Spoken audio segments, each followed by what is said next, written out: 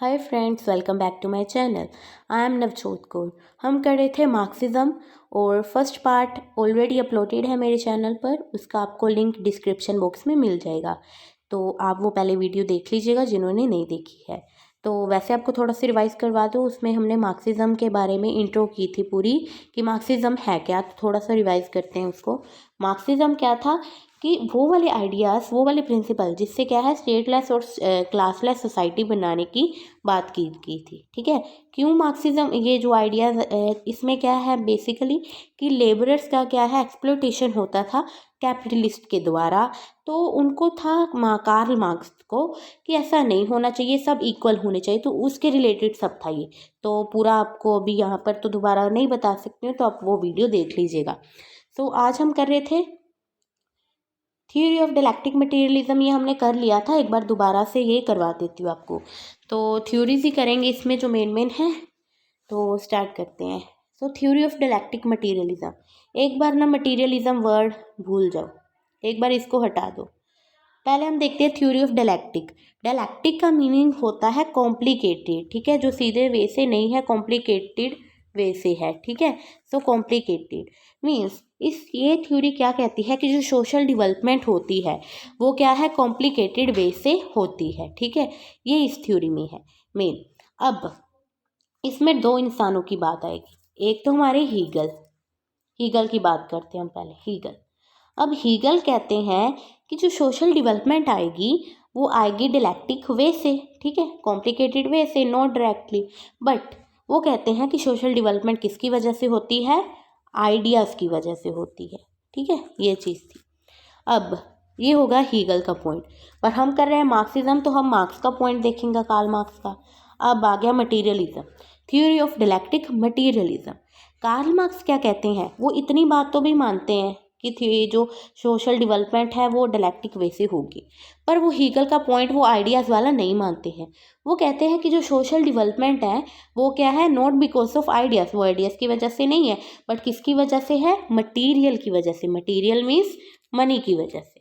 ठीक है, बट कई लोग इस पॉइंट से एग्री नहीं भी करेंगे, क्योंकि जिसका दिमाग नहीं है, जो आइडियाज़ नहीं लगा सकता, तो उसके लिए मनी भी क्या है, ना बराबर ही है। ठीक है, कुछ नहीं है।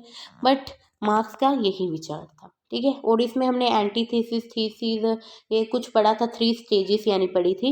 तो आप पार्ट फर्स्ट एक बार देख लीजिएगा, पूरा उसमें एक्सप्लेन किया था। आगे करते हैं मटीरियलिस्टिक इंटरप्रिटेशन ऑफ हिस्ट्री।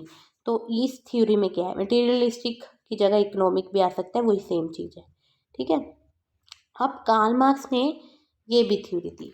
वो कहते हैं कि जो हिस्ट्री है ना, जो हिस्टोरिकल यानी जो चेंजेस हुए हैं वो क्या है, किसकी वजह से, किस चीज़ ने उसको इन्फ्लुएंस किया है हिस्ट्री को, इकोनॉमिक कंडीशंस ने। ठीक है, मटेरियल ने। ठीक है, ये है मेन इसमें। मीन्स जैसे हमने फर्स्ट थ्योरी में किया था कि वो कहते हैं कि जो सोशल डेवलपमेंट होती है वो आइडियाज़ की वजह से नहीं, मटेरियल की वजह से होती है। तो इस थ्योरी में उसका उन्होंने हमें एप्लीकेशन बताया है कि कैसे। ठीक है, तो यानी according two marks economic condition influence the historical events या हिस्ट्री। ठीक है, और वो कहते हैं कि जो हिस्टोरिकल चेंजेस होती हैं ना, वो किसकी वजह से होती हैं, due to changes in the method of production. कि जैसे प्रोडक्शन के मेथड चेंज हो गए, प्रोडक्शन की बात है तो मीन्स क्या है, इकोनॉमिक बात है। अब इधर आपको एक चीज़ बताती हूँ, ध्यान देना। अब देखो, पहले क्या होता था कि कोई ना, यानी जब मान लो, जब यानी एक हम कह दें कि शुरुआत हुई थी धरती पर, जब लोग आए, ठीक है, तो उसको हम कहते हैं एज ऑफ प्रिमिटिव। ठीक है, एज ऑफ प्रिमिटिव।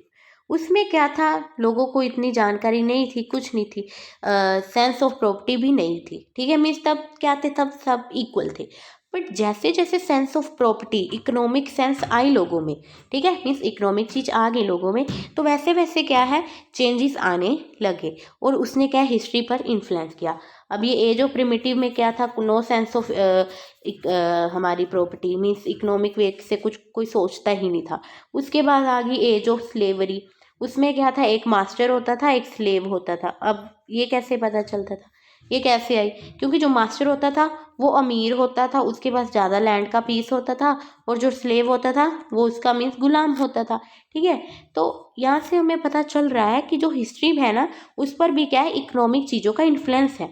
अगर मान लो वो ज़मीन वगैरह की वो सेंस ही ना होती लोगों के में, वो इकोनॉमिक वे से सोचते ही ना, तो ये दो क्लासेस ना बनती।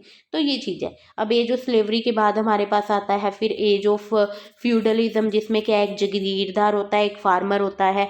फिर आती है एज ऑफ कैपिटलिज्म, जिसमें एक कैपिटलिस्ट होता है मीन्स जो अमीर होता है, और एक उसके लेबरर होता है। ठीक है, तो ये भी सारे जो है ये हिस्ट्री पर किसका इन्फ्लुएंस पड़ रहा है, इकोनॉमिक कंडीशंस का। ठीक है, तो होप आपको ये समझ आ गया होगा।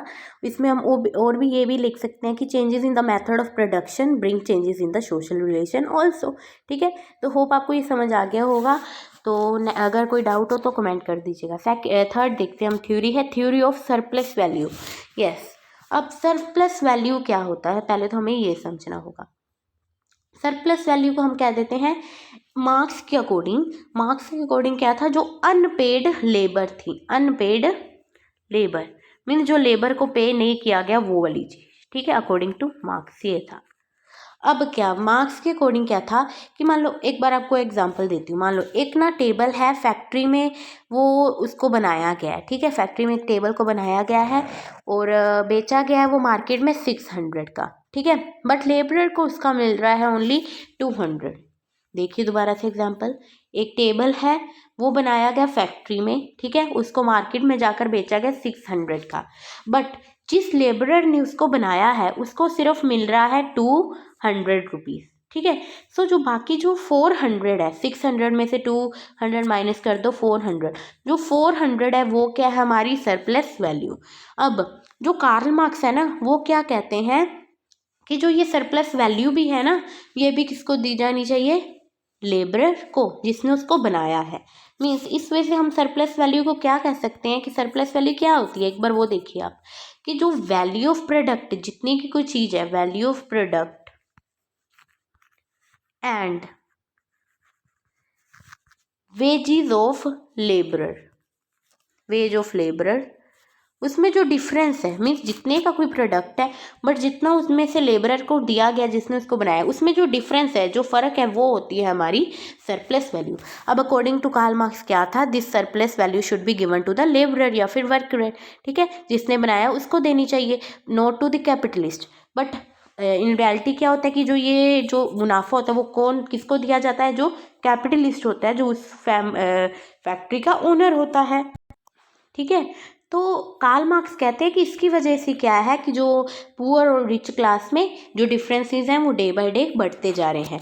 ठीक है, बट अगर इसका हम क्रिटिसिज्म निकालें इस थ्योरी का, मान लो जैसे वो टेबल बनाया था 600 का, वो बेचा गया था मार्केट में, उसमें से 200 दिए गए हैं लेबरर को, पर कार्ल मार्क्स कह रहे हैं कि जो 400 है ना सरप्लस वैल्यू है वो भी दे दी जाए इसको। तो फिर कैपिटलिस्ट वगैरह बेचारा क्या करे, वो तो फिर अपना बंद कर दे फैक्ट्री को, घर पर बैठ जाए। ठीक है, क्योंकि उसकी तो उसने देखो, उसने पहले फैक्ट्री बनाई, उस पर उसकी जो इन्वेस्टमेंट हुई, जो बिजली का बिल बनता है और भी जो जो जो चीज़ें होती है, वो सारे के लिए उसको भी तो मनी चाहिए ना, कैपिटलिस्ट को भी चलाने के लिए। ठीक है, अगर ऐसा हो जाए कि वो 400 जो सरप्लस वैल्यू भी अगर हम लेबर को दे दें, तो फिर तो बस फिर उनमें बचा ही क्या डिफरेंस। ठीक है, अमीर गरीब रहा ही क्या। ठीक है, तो ये चीज़ ऐसे नहीं हो सकती है। तो इस थ्योरी के लिए इनको कई लोगों ने क्या है क्रिटिसाइज किया गया है। ठीक है, इस थ्योरी के लिए भी। और बट एक चीज़ और यहाँ पर याद रखने वाली है, जो ये थ्योरी ऑफ सरप्लस वैल्यू है ना, इसके लिए Karl Marx was greatly influenced by famous, ये किनसे इन्फ्लुएंस हुए थे, एक ना इकोनॉमिस्ट थे डेविड रिकार्डो, इनसे वो इन्फ्लुएंस्ड हुए थे। मीन्स उन्होंने भी इसके बारे में बात की थी, डेविड रिकार्डो ने पहले, तो इनसे वो इन्फ्लुएंस हुए थे हमारे कार्ल मार्क्स।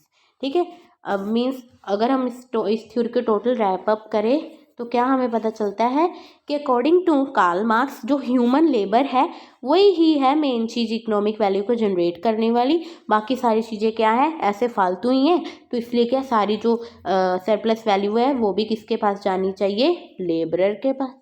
ठीक है, तो ये इस थ्योरी में था, आप इसको अपनी वर्डिंग में लिख सकते हैं।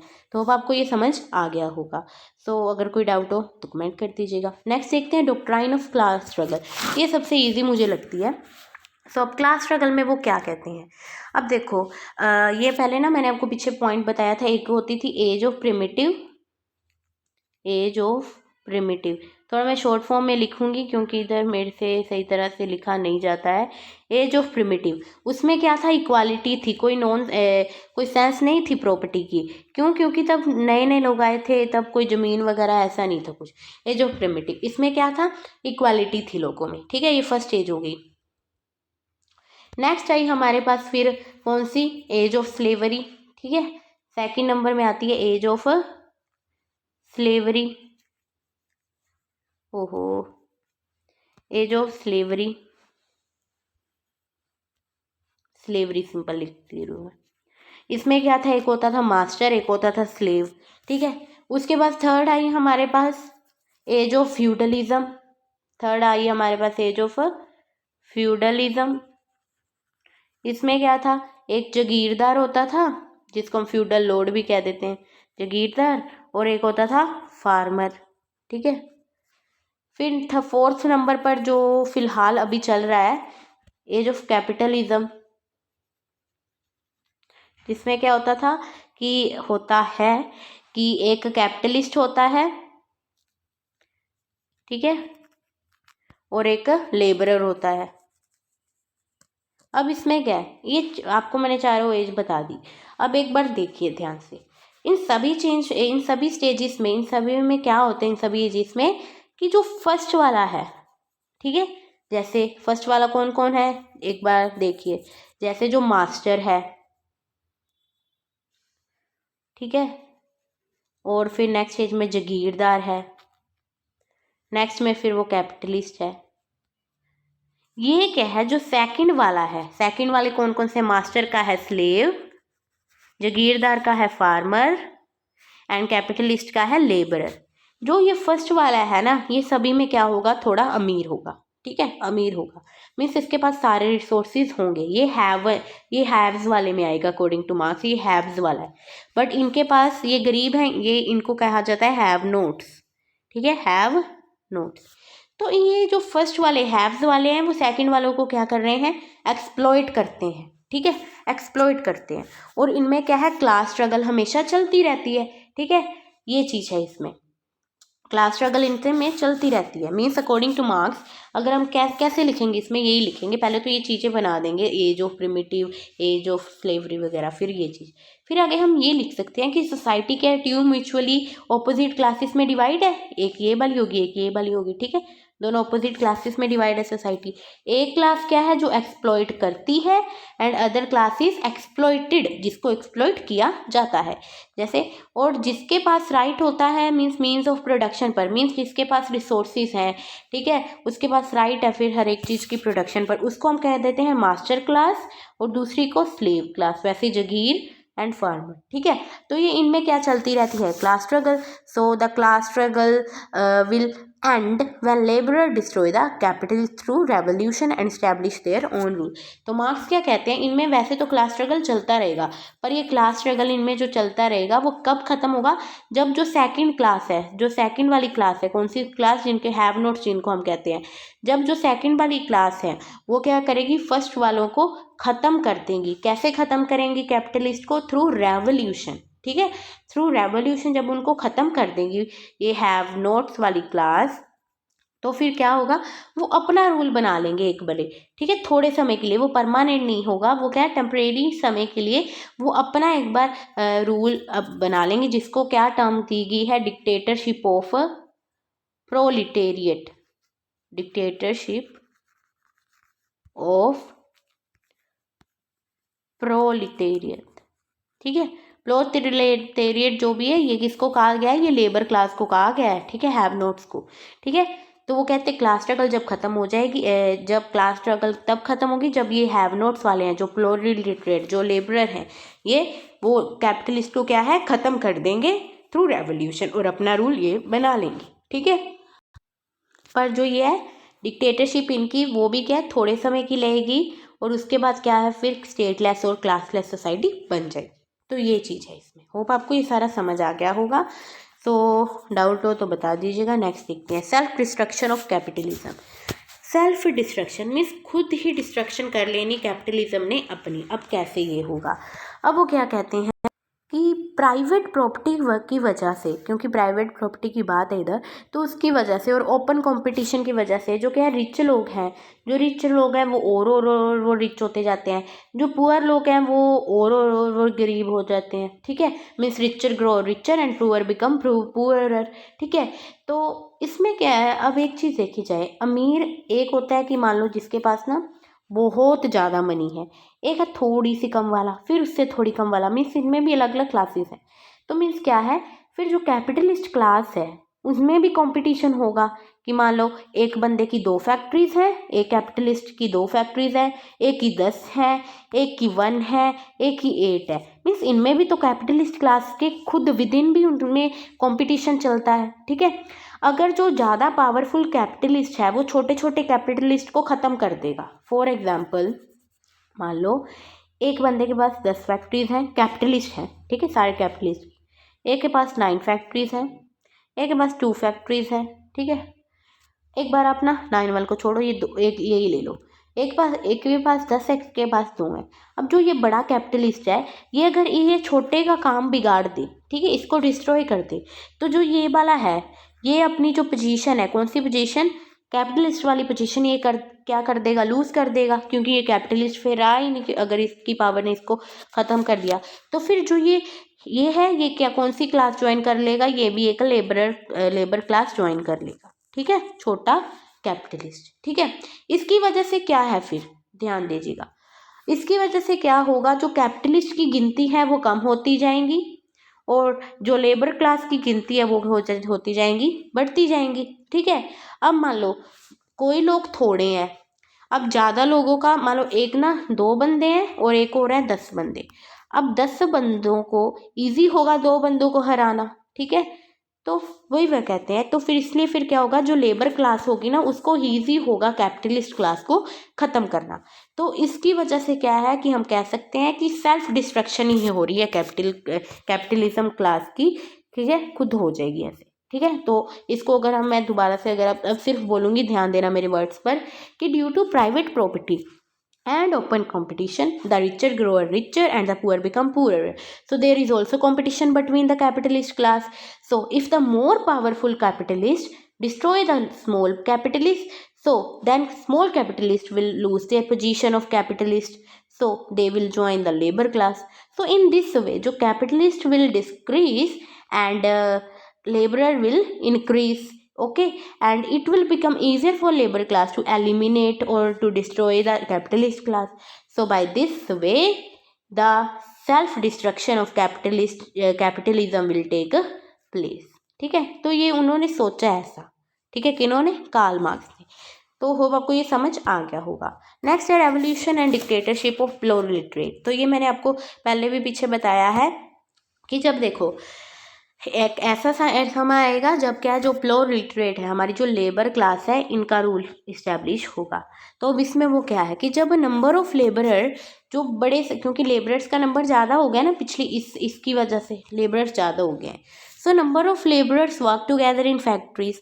अब बड़े सारे लोग जो लेबरर हैं वो फैक्ट्रीज में काम करते हैं, तो उनके बीच में क्लास कॉन्शियसनेस होगी कि हम एक क्लास से बिलोंग करते हैं, और वो फिर अपने आप को क्या है, यूनियंस में डिवाइड कर लेंगे। ठीक है, कि हमारी ये यूनियन है, हमारी ये एसोसिएशन है, उसमें अपने आप को वो ऑर्गेनाइज कर लेंगे। ठीक है, तो उससे फिर क्या होगा, हाँ सच्ची, एक पहले और चीज़ देखो। अब देखो, जो कैपिटलिस्ट होते हैं, फैक्ट्री वाले होते हैं, उनको जो प्रोडक्ट्स हैं वो बाहर वाले देश भी या फिर अपने शहर से बाहर भी तो उन्होंने भेजने होते हैं ना। तो उसकी वजह से क्या है, ट्रांसपोर्टेशन एंड कम्युनिकेशन भी, वो कार्ल मार्क्स कहते हैं, होगा ही होगा। ठीक है, तो अब देखो, अब कम्युनिकेशन की मीन्स हैं, ट्रांसपोर्टेशंस के मीन है, तो मीन्स क्या है, जो एक जगह का लेबरर और दूसरी जगह का लेबरर को भी ईजी हो जाएगा आपस में इंटरेक्शन करनी। ठीक है, अगर कोई और कंट्री का भी है, चाहे और स्टेट का है, जैसे भी, तो इससे पहले देखो कि मान लो जो फैक्ट्री मालिक है एक, तो उसको अपना सामान बेचना है, तो उसको दूसरी कंट्रीज़ में भी तो अपना सामान बेचना होगा ना, तो उसके लिए क्या है, ट्रांसपोर्टेशन के मीन्स और कम्युनिकेशन के मीन्स भी डेवलप हो जाएंगे। ठीक है, कार्ल मार्क्स ऐसा कहते हैं। अब देखो कम्युनिकेशन और ट्रांसपोर्टेशन के अगर मीन्स डेवलप हो गए तो ईजी होगा लेबरर क्लास को भी इंटरेक्ट करना दूसरी जगह के लेबरर्स से। तो इससे क्या है, उनकी पावर होती जाएगी बढ़ती जाएगी उनकी पावर। तो जो अब एसोसिएशन पहले एक कंट्री में थी वो बढ़ती जाएगी, दूसरी कंट्रीज़ के लोग भी उसके साथ जुड़ते जाएंगे और वो और एक बड़ी एसोसिएशन बन जाएगी। अब मीन्स उनकी पावर बढ़ गई। अब इससे क्या है, वो कहते हैं कार्ल मार्क्स कि उनको रेवोल्यूशन भी करनी पड़ेगी, उनको वॉयलेंस भी अगर यूज़ करनी पड़े तो वो भी उनको यूज़ करनी पड़ेगी कैपिटलिज्म को ख़त्म करने के लिए। ठीक है, तो इसलिए वो कहते हैं कि जब वो ऐसे रेवोल्यूशन करेंगे तो एक समय ऐसा आएगा कि जो डिक्टेटरशिप ऑफ प्रोलेटारिएट एस्टैब्लिश हो जाएगी और कैपिटलिज्म ख़त्म हो जाएगी। ठीक है, तो ये आपको होप सो ये समझ आ जाएगा। आ गया है? अगर डाउट हो तो कमेंट कर दीजिएगा। तो इसमें यही था। आ गया classless and stateless societies. Yes, तो मैंने आपको बताया था पीछे भी कि जब ये हमारी डिक्टेटरशिप ऑफ प्रोलेटारिएट आ जाएगी, ये शॉर्ट पीरियड ऑफ टाइम के लिए आएगी। ठीक है, ये शॉर्ट टाइम के लिए आएगी, परमानेंट नहीं होगी। ठीक है, तो उसके बाद फिर क्या होगा, डिक्टेटरशिप ऑफ प्रोलेटारिएट के बाद फिर क्या, क्लासलेस एंड स्टेटलेस सोसाइटी बन जाएगी।